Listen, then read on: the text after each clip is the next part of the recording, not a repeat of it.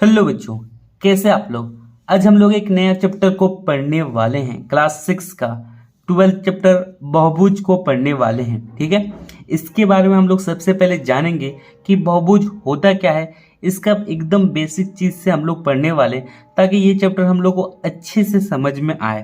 क्योंकि ये जो 6 क्लास का चैप्टर है बहुभुज, इसमें बस आपको बेसिक पढ़ना है, और इसका जो 7 क्लास का बहुभुज वाला चैप्टर होगा उसमें इसका मैथ को बनाना है बच्चों। इसमें बस बेसिक बेसिक चीज सबको पढ़ लेना है कि बहुभुज होता क्या है, बहुभुज में क्या क्या चीज होते हैं, किसको बहुभुज कहा जाता है। ठीक है, उसके बारे में हम लोग इस वीडियो में जानेंगे बच्चों। तो चलिए वीडियो को हम लोग बिना देरी के स्टार्ट करते हैं।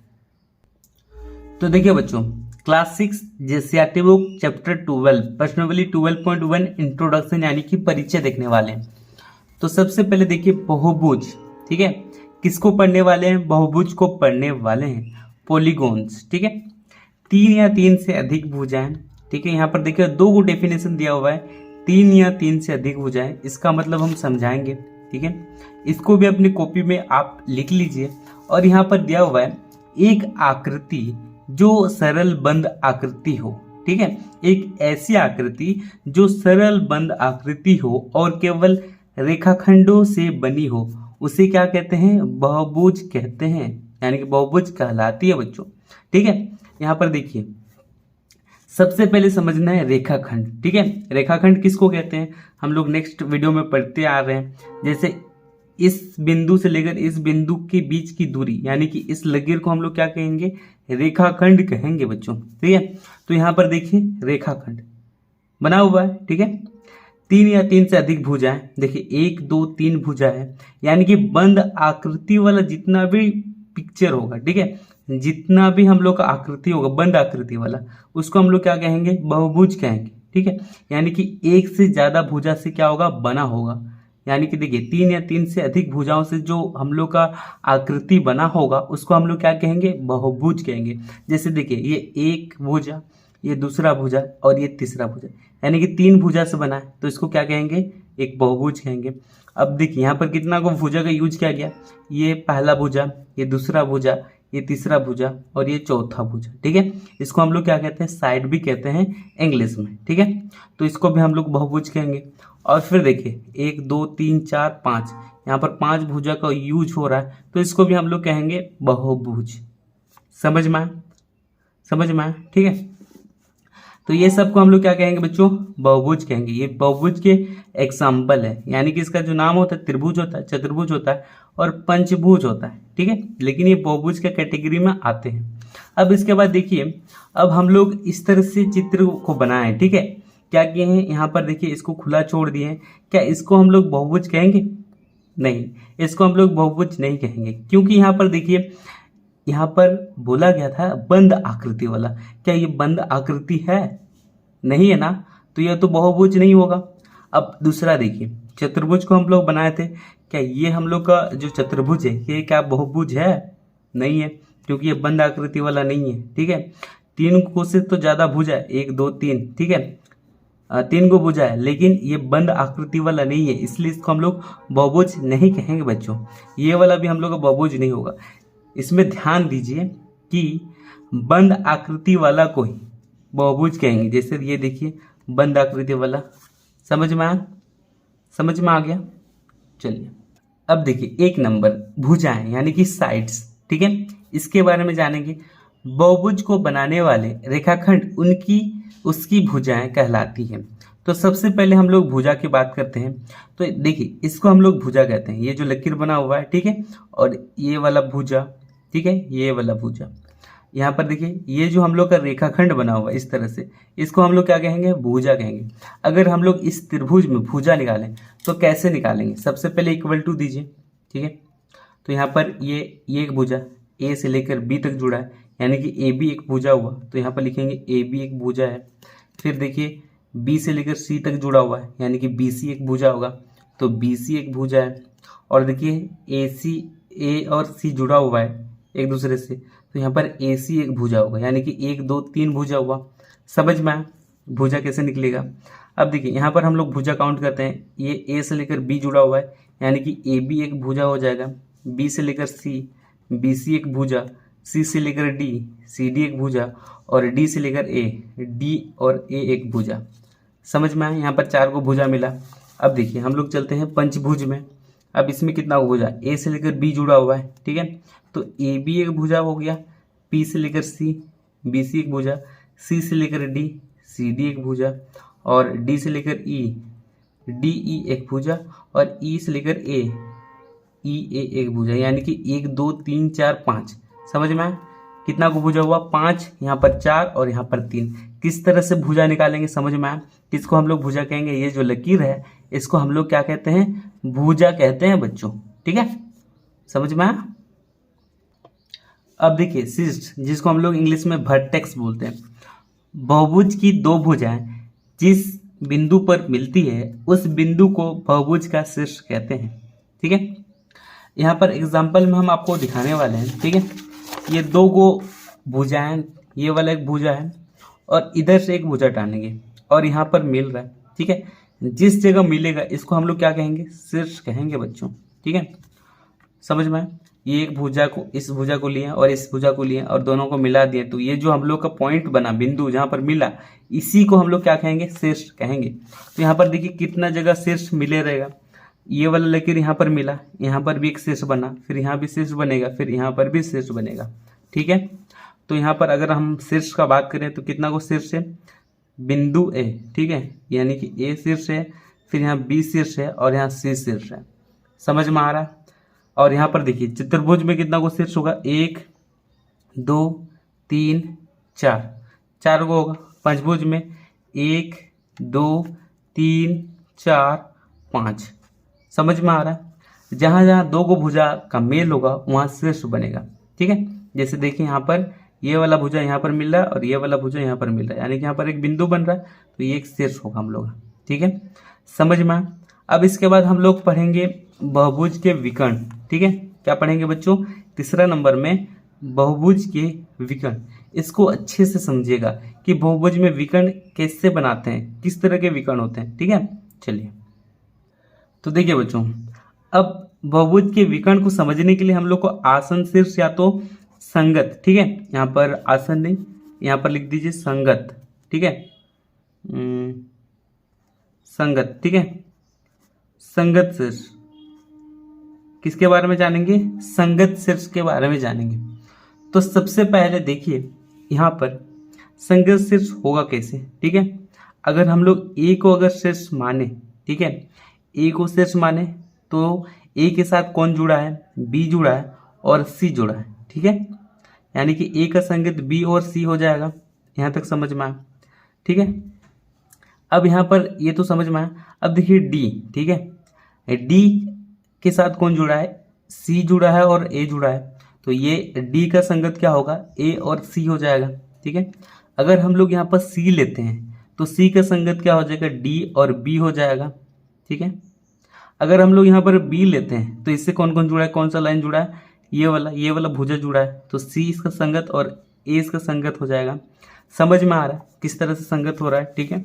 अब यहाँ पर देखिए, यहाँ पर भी आपको समझाने वाले, अगर यहाँ पर ए बिंदु ले, इसके साथ कौन जुड़ा है, बी जुड़ा है और ई जुड़ा है, यानी कि बी और ई इसका संगत हो जाएगा। अगर ई बिंदु ले यानी कि ई शीर्ष ले तो इसके साथ ए जुड़ा है और डी संगत हो जाएगा, ठीक है। इस तरह से हम लोग समझ में आएगा संगत शीर्ष, यानी कि आसन शीर्ष भी इसको कह सकते हैं, ठीक है। इसके बाद देखिए, अब इसके बाद करना क्या है, हम लोग को बहुभुज का विकर्ण, ठीक है, बहुभुज का विकर्ण बनाना। तो हम लोग समझ रहे हैं कि संगत शीर्ष, ए का संगत शीर्ष क्या हुआ, बी हुआ, ठीक है, और सी हुआ। तो देखिए बच्चों, यहाँ पर हम लोग देख रहे हैं कि ए का संगत क्या है, ए का संगत शीर्ष बी और सी है, ठीक है, बी और सी है, बी और सी ए का संगत शीर्ष है। तो इसके साथ आपको मैच नहीं करना है, जो बचा है उसके साथ मैच करना है। इसमें कोई बचा ही नहीं है, तो इसका जो विकर्ण होगा ये तो होगा ही नहीं। हम लोग जानते हैं कि चतुर्भुज में विकर्ण होता ही नहीं है, ठीक है, तो यहाँ पर विकर्ण 0। अब इसके बाद देखिए, अगर हम लोग डी का लेते हैं, ठीक है, इसका संगत शीर्ष सी हो गया और ए हो गया, ठीक है, इसका डी का संगत शीर्ष ए हो गया और सी हो गया, तो ए और सी के साथ मैच नहीं करना, जो बचा है उसके साथ मैच करना है। जो बचा कौन है, देखिए बी बचा है, तो बी के साथ मैच कर देना है, ठीक है, इस तरह से, समझ में। अब हम लोग सी लेंगे, ठीक है, सी को लेंगे, सी के साथ संगत कौन होगा, डी होगा और बी होगा। डी और बी के साथ मैच नहीं करना, जो बचा है उसके साथ मैच करना। किसके साथ बचा, ए के साथ, तो ए के साथ हम लोग मैच कर देंगे, ठीक है। तो यहाँ पर हम लोग विकर्ण बन गया। अगर हम लोग बी का बात करते हैं तो बी में ये सी आ जाएगा और ए आ जाएगा, जो बचा है उसके साथ तो ऑटोमेटिक मिल गया। और ए का जब हम लोग लेंगे, ठीक है, ये संगत और ये संगत हो जाएगा, संगत सिर्फ, तो इसके साथ ऑटोमेटिक मिला हुआ है। यानी कि यहाँ पर हम लोग का जो विकर्ण बना वो कौन कौन सा बना, देखिए ए सी बना, ठीक है, ए सी एक विकर्ण बना और बी डी एक विकर्ण बन गया, समझ में आया, ठीक है। इस तरह से विकर्ण बनाना है। अब यहाँ पर देखिए विकर्ण बनाते हैं। सबसे पहले यहाँ पर सी लेते हैं, ठीक है। सी किससे मिला है, देखिए सी का संगत सिर्फ बी और डी है, ठीक है। तो इससे मैच नहीं करना है, जो बच रहा है उससे मैच करना है। जैसे ए बच रहा है और ई बच रहा है, उसके साथ मैच कर दिए, ठीक है। अब इसके बाद हम लोग डी को संगत सिर्फ लेते हैं, तो डी का संगत सिर्फ सी होगा और ई होगा। यानी कि इसके साथ और इसके साथ मैच नहीं करना है, जो बच गया उसके साथ मैच करना है। बचा कौन है, देखिए बी बचा है, ठीक है, और ए बचा है। यहाँ तक समझ में आया। अब देखिए अब ई, ठीक है, अब ई को लेते हैं। ई का संगत सिर्फ डी है और ए है, ठीक है। डी और ए के साथ मैच नहीं करना है, जो बचा है उसके साथ मैच करना है। तो ए को तो हम लोग मैच कर लिए, लेकिन एक को बाकी रह गया, ठीक है, समझ में आया। अब इसके बाद देखिए ए का संगत सिर्फ बी और ई है, ठीक है, और जो बचा है उसके साथ तो पहले से मैच किया गया है, ठीक है, समझ में आ गया। तो इस तरह से हम लोग विकर्ण बनाएंगे। तो यहाँ पर कौन कौन से विकर्ण बने, देखिए बहुत सारा विकर्ण बना है, ठीक है, आप देख के लिख लीजिएगा या तो हम अभी लिख दे रहे हैं। देखिए सबसे पहले ए डी ए सी, फिर इसके बाद B D B E, C A C E, D B D A, उसके बाद देखिए ई बी और ई सी। इतना सारा विकर्ण बना, समझ में आया ये वाला। चलिए अब देखिए बच्चों, अब नेक्स्ट है समबहुभुज, ठीक है। इसका हम लोग डेफिनेशन देखते हैं। ऐसा बहुभुज जिसकी सारी भुजाएं समान हो समबहुभुज कहलाता है। जब इस तरह का चित्र दिखाई दे इसको क्या कहना है, समबहुभुज। कब, देखिए जब इसकी सारी भुजाएं, जैसे मान लीजिए ये वाला भुजा अगर हम लोग 5 सेंटीमीटर है ये वाला भुजा, तो ये वाला भी भुजा आपका 5 सेंटीमीटर होना चाहिए, ये भी भुजा आपका 5 सेंटीमीटर होना चाहिए, ये वाला भी भुजा आपका 5 सेंटीमीटर और ये वाला भी आपका 5 सेंटीमीटर होना चाहिए, ठीक है। तभी जाके इसको हम लोग समबहुभुज भुजा कहेंगे। समझ में आ रहा है। समबहुभुज का जो आकृति है वो कहेंगे। ले तो ये पंचभुज हो जाएगा। क्या होगा, पंचभुज हो जाएगा, ठीक है, समझ में आ रहा है। जैसे यहाँ पर हम आपको बताए थे पहले में, देखिए ये पंचभुज ये वाला, ठीक है, इसका आकृति जो है कोई छोटा कोई बड़ा हो सकता है, ठीक है, लेकिन देखिए समबहुभुज में वैसा नहीं होगा। जितना भी भुजा होगा उसका जो साइज होगा एकदम इक्वल होगा, ठीक है, ना तो ज़्यादा बड़ा ना तो ज़्यादा छोटा। तभी जाकर हम लोग इसको क्या कहेंगे, समबहुभुज। नाम से पता चल रहा है सम यानी कि सब बराबर होगा, समबहुभुज। ये वाला समझ में आया। अब चलते हैं नेक्स्ट टॉपिक की तरफ। अब देखिए बच्चों, अब पढ़ने वाला हम लोग त्रिभुज यानी कि ट्रायंगल के बारे में। त्रिभुज एक 3 भुजाओं वाला बहुभुज है, ठीक है। त्रिभुज एक 3 भुजाओं वाला एक बहुभुज है। इसमें देखिए इस तरह के आकृति को हम लोग क्या कहेंगे, त्रिभुज कहेंगे बच्चों, ठीक है। अब हम लोग देखने वाले त्रिभुज में इसकी भुजाएं, कोण और शीर्ष बिंदु। सबसे पहले भुजा देखते हैं। तो यहाँ पर भुजा कौन होगा, ए और बी, ये वाला एक भुजा होगा, ठीक है। तो यहाँ पर लिखिए ए बी एक भुजा है, बी सी एक भुजा होगा, बी और सी, और ए सी या तो सी ए भी लिख सकते हैं, CA लिख देते हैं, ठीक है, बेटर रहेगा। अब इसके बाद कोण, देखिए इसका 3 को कोण होगा, कोण A, कोण B और कोण C, ठीक है। तो यहाँ पर लिख सकते हैं कोण A, ये कोण B और कोण C। इसका बिंदु कौन होगा, A बिंदु होगा, शीर्ष बिंदु A होगा, B भी होगा इसका और C भी होगा, ठीक है। क्योंकि हम लोग जानते हैं जहाँ पर दो को भुजा, ये पहला वाला भुजा और ये दूसरा वाला भुजा, जहाँ पर भी मिलता है वो हम लोग का क्या होता है, शीर्ष बिंदु होता है, ठीक है, समझ में आया।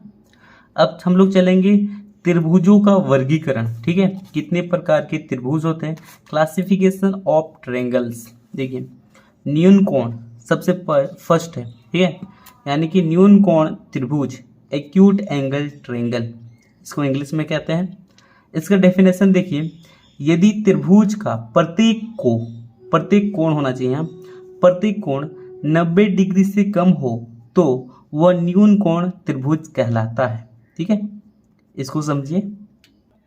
न्यून का मतलब होता है छोटा, ठीक है, तो यहाँ पर एक लिमिट होता है 90 डिग्री, ठीक है, 90 डिग्री से इधर यानी कि 90 डिग्री से कम, जैसे 80, 70, 60, 30, 20 डिग्री के जितने भी कोण हैं वो न्यून कोण कहलाते हैं।